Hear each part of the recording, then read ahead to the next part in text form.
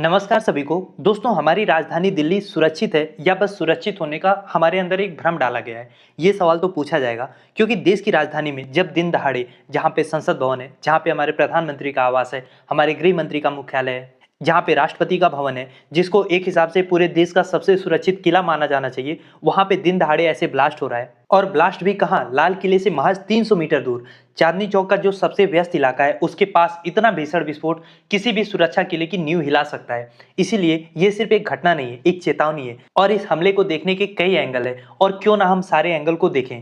केवल जो हमारे राजनेता कहते हैं, जो हमारे प्रधानमंत्री कहते हैं, हमारे गृह मंत्री कहते हैं, उस पे हम भरोसा कर लें, उसके ऊपर कोई शंका ना करें। ऐसा विश्वास हमारे नेताओं ने, माफ करिएगा, लेकिन ऐसा विश्वास हमारे नेताओं ने अब छोड़ा नहीं है। क्योंकि जब ये हमला हो रहा है, उस समय देश की पूरी राजनीति, या यूं कह लीजिए कि पूरी की पूरी दिल्ली उठ के जाके पटना में बैठी हुई है।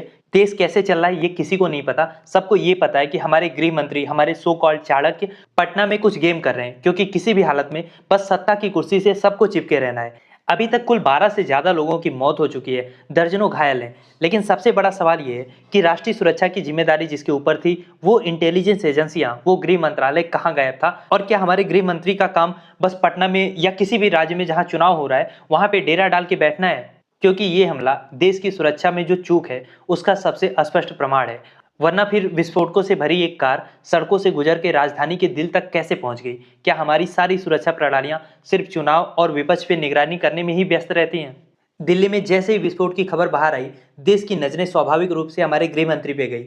आंतरिक सुरक्षा के शीर्ष अधिकारी होने के नाते उनसे अपेक्षा ये थी कि वो तुरंत हाई लेवल की मीटिंग करेंगे, जांच का निर्देश देंगे और मीडिया में आके आधिकारिक ब्रीफिंग देंगे कि आखिर इतनी बड़ी चूक हुई कैसे। लेकिन यहाँ पे मामला कुछ और है। देश के गृह मंत्री पटना में बैठे हैं, अपनी पूरी टीम के साथ वो राजधानी के अंदर चुनाव के गुड़ा गणित सेट करने में व्यस्त हैं। और खबरें तो यहाँ तक आ रही हैं कि गृह मंत्री साहब जिस होटल में रुके हैं, वहाँ के जो सीसीटीवी कैमरे हैं उसको भी ब्लॉक किया गया है, उस पर कवर लगाया गया है, ताकि उनसे कौन मिल रहा है, किस तरीके से वो अपनी चाणक्य नीति को कंडक्ट कर रहे हैं, ये खबर किसी भी हाल में बाहर ना आए। तो जब कुल मिला जुला के अपने ही कुकर्मों को छिपाने में हमारे गृह मंत्री साहब व्यस्त हैं, तो फिर देश की इंटरनल सिक्योरिटी राम भरोसे ही चल रही है। और यहाँ पे क्लियरली प्राथमिकताओं का एक गंभीर संकट है, क्योंकि देश चलाने से ज्यादा, देश की सुरक्षा का ख्याल करने से ज्यादा हमारे गृह मंत्री को चुनाव जीतने की चिंता रहती है। और रहे भी क्यों ना, हमारी गोदी मीडिया इसी के लिए तो उनको चाणक्य बनाती है कि जैसे तैसे करके वो हर राज्य का चुनाव जीत लें। देश में भले वो कई बार फेल हो जाए, लेकिन चुनाव में तो वो विनर निकलते हैं। और याद करिए, एक वो भी दौर था जब मुंबई में 26/11 हमला हुआ, उसके तुरंत बाद तत्कालीन गृह मंत्री ने नैतिक आधार पर इस्तीफा दिया था। उससे भी पहले लाल बहादुर शास्त्री जी ने रेल दुर्घटना के तुरंत बाद इस्तीफा देके एक नैतिकता का मानक सेट किया था। लेकिन आपको पता है, एनडीए के अंदर तो राजनाथ सिंह जी खुल के कह चुके हैं, यहाँ पे इस्तीफा नहीं होता। मतलब ये ढीठता की इंतहा है कि आप कुछ भी कर लोगे, ये यूपीए की गवर्नमेंट नहीं है, इसमें इस्तीफा नहीं होता। ये राजनाथ सिंह जी का बयान है। और फिर उसके बाद तो ये सवाल पूछने का कोई स्कोप ही नहीं बच रहा है कि इतनी बड़ी सुरक्षा के चूक के लिए आखिर जवाबदेह कौन होगा? और क्या गृह मंत्री अपने पद से इस्तीफा देंगे? और वैसे भी उनके अंदर टैलेंट की तो कोई कमी नहीं है, इस्तीफा देके बाकायदा भाजपा का चुनावी रणनीतिकार वो बन सकते हैं। इस तरीके से पार्ट टाइम होम मिनिस्टर बनने से तो अच्छा है कि ये भाजपा के फुल टाइम अध्यक्ष ही रह लें। और इतिहास इस बात को भूलेगा नहीं। आज इनके पास सत्ता है, ये कुछ भी कर लें, कुछ भी ढक लें, लेकिन इतिहास इस बात को याद रखेगा कि जब भी देश की राजधानी में लोग मर रहे होते हैं, तो जो इनका शीर्ष नेतृत्व है ना, उनमें से एक तो चुनावी मंच पे व्यस्त था, और दूसरा भूटान जाके भूटान के चौथे राजा का बर्थडे मना रहा है। जी हाँ, आप सही सुन रहे हैं, जिस दूसरे की बात मैं कर रहा हूँ, हमारे सम्मानीय नरेंद्र दामोदर मोदी जी, वो तो इसके लिए दुनिया भर में विख्यात हैं कि जब भी देश के ऊपर किसी तरीके का राष्ट्रीय संकट आता है, वो तुरंत अपनी विदेश यात्रा पे निकल लेते हैं। इस बार भी यही हुआ। देश की राजधानी में ब्लास्ट हो रहा है, दर्जनों लोग घायल हैं, 10 से ज्यादा लोगों की मौत हो चुकी है, लेकिन ये अपनी पूर्व निर्धारित यात्रा पे भूटान चले गए हैं, उसको रद्द नहीं किया। गए किस लिए हैं? दो रीजन है। एक तो भूटान के राजा का बर्थडे है, और बर्थडे मोदी जी को कितना पसंद है ये बताने की जरूरत नहीं है। आपको याद होगा, ऐसे पाकिस्तान में एक बार ये नवाज शरीफ के बर्थडे पे चले गए थे, वो भी बिना बुलाए। तो इस बार तो बाकायदा बुलाया गया है। हमारे मोदी जी इसको कैसे मिस कर सकते थे?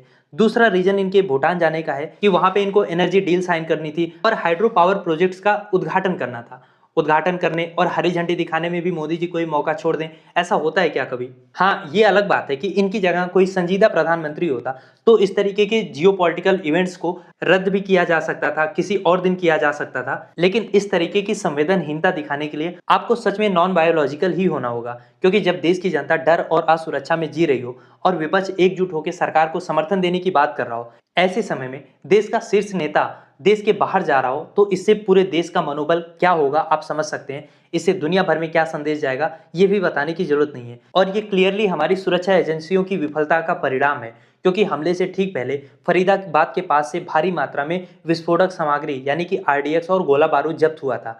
तो कई सारे सवाल खड़े हो रहे हैं जिनका जवाब अभी तक नहीं मिला है कि ये विस्फोटक सामग्री देश के अंदर कैसे पहुंचे, और केवल देश ही नहीं, राजधानी के अंदर इतना करीब, लाल किले के इतना करीब लाने में ये लोग कैसे सफल हुए। और क्या हमारी जांच एजेंसियां विपक्ष की निगरानी में इतनी ज्यादा व्यस्त थी कि जो देश पे रियल खतरा था उसको ये लोग देख ही नहीं पाए या अनदेखा कर दिए। और दोस्तों, हमारे देश के सुरक्षा बलों की काबिलियत पे कोई शक नहीं है, और ना ही हमारे देश में सुरक्षा बलों की कमी है। कमी है तो बस रणनीतिक प्राथमिकता की और अकाउंटेबिलिटी की। क्योंकि जिनको ये पता है कि देश के कोने कोने में जहां जब चुनाव होते हैं वहां पे घुसपैठिए आ जाते हैं, घुसपैठिए लोगों की जॉब ले रहे हैं, सब कुछ ले रहे हैं, ये ना तो घुसपैठियों को पकड़ पा रहे हैं ना तो आतंकवादियों को रोक पा रहे हैं। और फरीदाबाद में इतना बड़ा रॉकेट बस्ट करने के बावजूद, खुफिया जानकारी होने के बावजूद, जब इतना बड़ा सुरक्षा घेरा टूट जा रहा है तो इसकी जवाबदेही केवल निचले स्तर के अधिकारियों पे नहीं डाली जा सकती। इसकी सीधी जिम्मेदारी हमारे देश के गृह मंत्री और उनके मंत्रालय की है। और ये कोई पहला घटना थोड़ी है। पिछले कुछ वर्षों में अगर अमित शाह के शब्दों में कहें तो आप क्रोनोलॉजी को समझिए। सुरक्षा विफलता का एक खतरनाक पैटर्न हम देश में देख रहे हैं। पुलवामा आतंकी हमला याद है आपको 2019 का?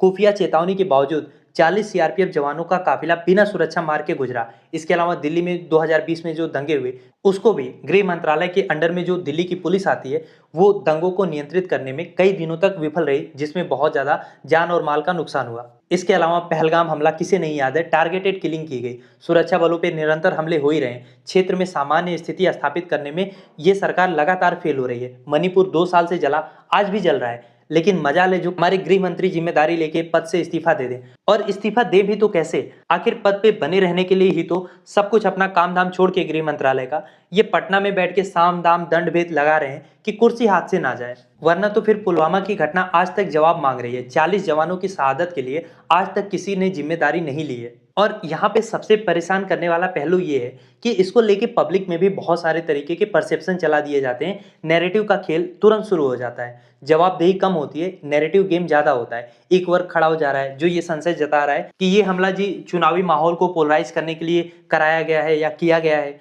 दूसरा वर्ग इसको कह रहा है कि ऑपरेशन सिंदूर का पाकिस्तान ने बदला लिया है, तो इसको लेके राष्ट्रवादी भावनाएं और ज्यादा तेज की जा रही हैं। और कुछ एक और वर्ग है जो कह रहे हैं कि जेनजी के विरोध प्रदर्शनों और जो अन्य घरेलू राजनीतिक विरोधी ताकतें हैं उनके जुड़ने से ये इस तरीके के आतंकवादी खतरों से ध्यान हट गया। लेकिन जानते हैं क्या, ये सारा जो नैरेटिव बनाने का खेल है ये बस इसलिए है कि जवाबदेही तय ना हो। क्योंकि यही बीजेपी जब विपक्ष में थी तो आतंकी हमले पर इस्तीफा मांगने मोदी जी मुंबई तक आ गए थे, घटनास्थल तक पहुंच गए थे जब 26/11 का अटैक हुआ था।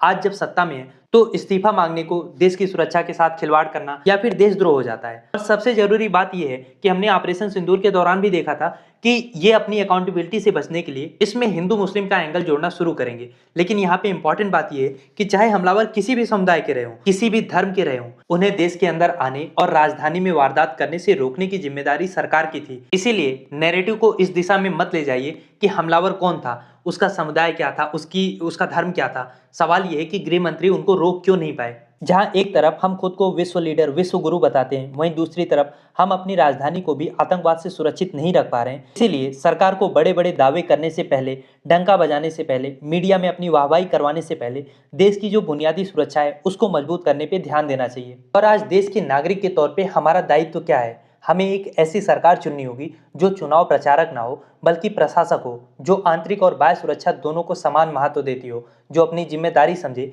ना कि केवल मन की बात करके दूसरों को ज्ञान दे। सुरक्षा का जिम्मा हमारी, आपकी, सबकी सुरक्षा का जिम्मेदारी हमने सरकार को दी है। तो ये चंद नामों या किसी समुदाय विशेष को टारगेट करके एक नैरेटिव बना के हमारा ध्यान दूसरी ओर ले जाना चाहते हैं और अपनी विफलता को छिपाना चाहते हैं। तो पॉइंट ये है कि देश को एक गंभीर और जवाबदेह सरकार चाहिए। ऐसी सरकार जो संकट के समय में विदेशी दौरे ना करे, चुनावी रैलियां ना करे, बल्कि फ्रंट लाइन पर आकर हमारा नेतृत्व करे।